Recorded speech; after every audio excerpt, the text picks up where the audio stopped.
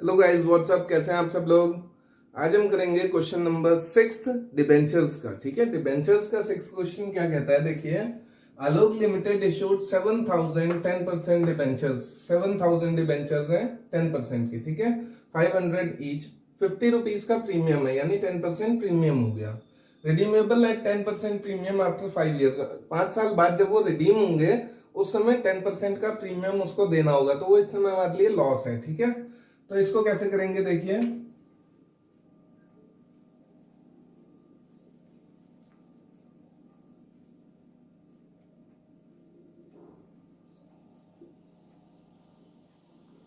देखिए हम क्या, ये कॉलम पहला क्या होता है, इशूड। इसमें हमें केवल जानकारी देनी होती है, इशूड इंफॉर्मेशन।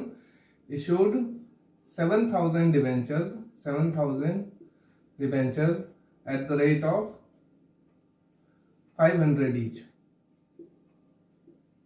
और 50 रुपीज का प्रीमियम है। ठीक है, प्रीमियम ये हमने यहाँ इंफॉर्मेशन दे दी पहले कॉलम में। सेकंड क्या है, इसमें मांगे कैसे हैं पैसे। एप्लीकेशन के समय पे 200 रुपीज मांगे हैं, और बैलेंस उसने अलॉटमेंट में मांगे हैं। तो बैलेंस कितना हो गया, कैपिटल का बैलेंस देखिए 200, टोटल कैपिटल कितनी थी, 500 रुपीज की टोटल कैपिटल है, कैपिटल अमाउंट है, जिसमें से 200 यहाँ मांग दिया, तो 300 रुपीज तो अलॉटमेंट की कैपिटल के मांग दिए, प्लस प्रीमियम भी तो है। प्रीमियम कितना है, 50 रुपीज का प्रीमियम है। तो जब क्वेश्चन में ना कहा हो कि कहाँ पे प्रीमियम लेना है, तो हम अलॉटमेंट में ही वो प्रीमियम लेते हैं। ठीक है, तो एप्लीकेशन में 200, अलॉटमेंट में 300 कैपिटल के और 50 प्रीमियम के, ऐसे करके 350 रुपीज हम यहाँ देंगे। ये ड्यू का कॉलम है, ये रिसीव का कॉलम है।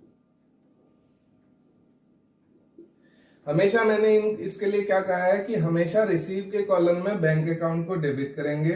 बैंक अकाउंट, क्योंकि पैसा मिलता है, बैंक अकाउंट डेबिट होता है यहाँ पे।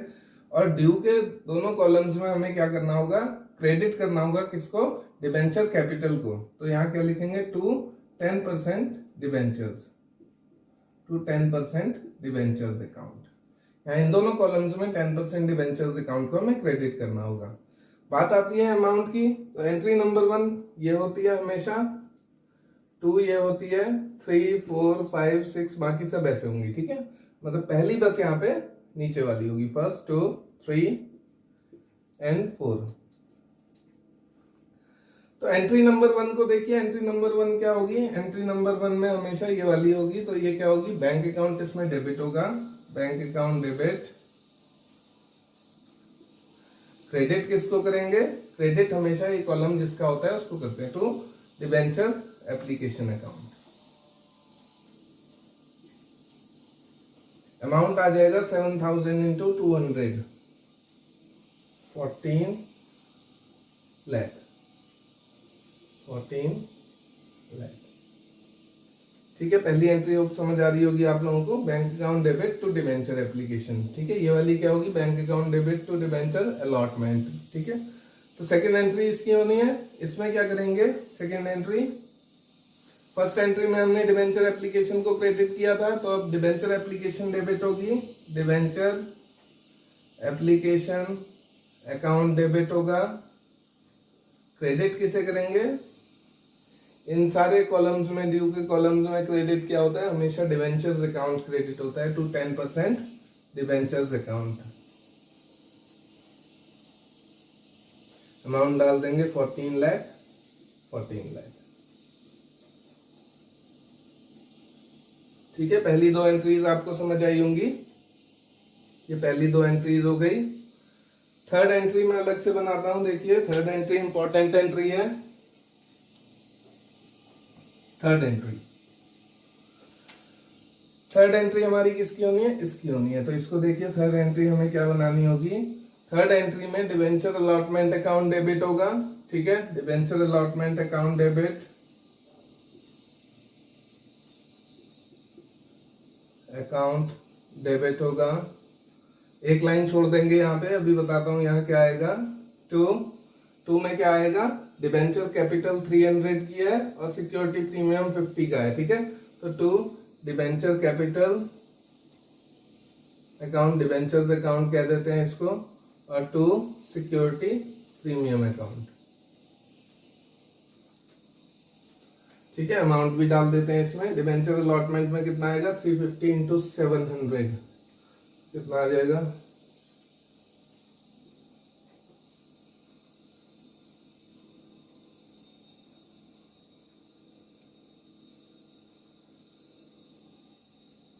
24,50,000 रुपीज डिबेंचर अलॉटमेंट में आ जाएगा। डिबेंचर्स में कितना आ जाएगा, डिबेंचर्स में आ जाएगा 7,000 इंटू 300,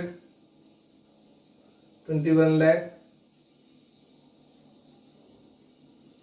और प्रीमियम में कितना आ जाएगा, 7,000 इंटू 50, 3,50,000। अभी ये एंट्री पूरी नहीं हुई है, ये तो हमने इशू कर दिए डिबेंचर्स। अब जब ये डिबेंचर्स कैसे हैं, ये रिडीमेबल डिबेंचर्स हैं, 5 साल बाद रिडीम होने हैं ये 10% के प्रीमियम पे। जब 5 साल बाद ये रिडीम होंगे तो वो हमारा लॉस होगा, ठीक है। जब हम उस पर प्रीमियम देंगे तो वो प्रीमियम क्या होगा, वो हमारा लॉस होगा। उस लॉस को हम इस समय का लॉस मानते हैं, ठीक है। जो हमें उस समय देना है वो हमें आज ही लॉस हो गया है, ठीक है। तो वो loss on issue of debentures को हमें डेबिट करेंगे, ठीक है। लॉस क्या होता है, डेबिट होता है। तो यहाँ देखो, यहाँ क्या लिखेंगे, loss on issue of debentures account debit करेंगे। Loss on issue of debentures account को हमें डेबिट करना है, ठीक है। लॉस है ये कौन सा लॉस है, ये जो हमें at the time of redemption जो हमें प्रीमियम एक्स्ट्रा देना पड़ेगा, वो प्रीमियम हमारा लॉस है आज की डेट में, ठीक है। तो वो प्रीमियम कितना है, 10% का प्रीमियम है, ठीक है। तो 10% का प्रीमियम मतलब 50 रुपीज ही हो गया। तो 7,000 इंटू 50 रुपीज, ये लॉस हो गया हमारा आज ही की डेट में, ठीक है। होना वो जाना पेमेंट बाद में है, लेकिन वो लॉस हम आज की डेट में मानेंगे। तो 3,50,000 का ये लॉस हमें डेबिट करना है, ठीक है।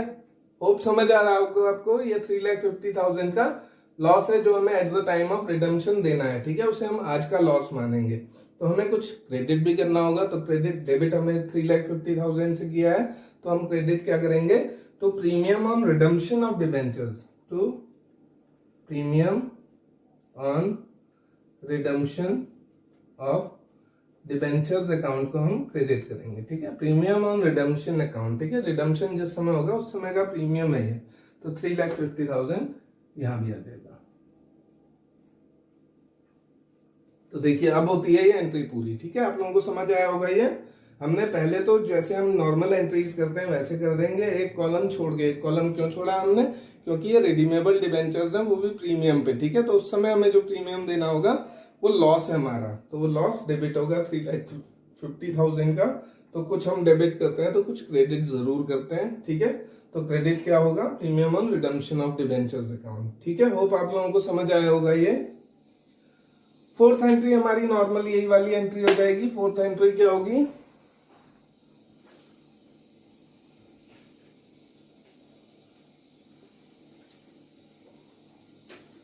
फोर्थ एंट्री हमारी नॉर्मल यही होगी। इसमें क्या करते हैं, बैंक अकाउंट डेबिट करते हैं।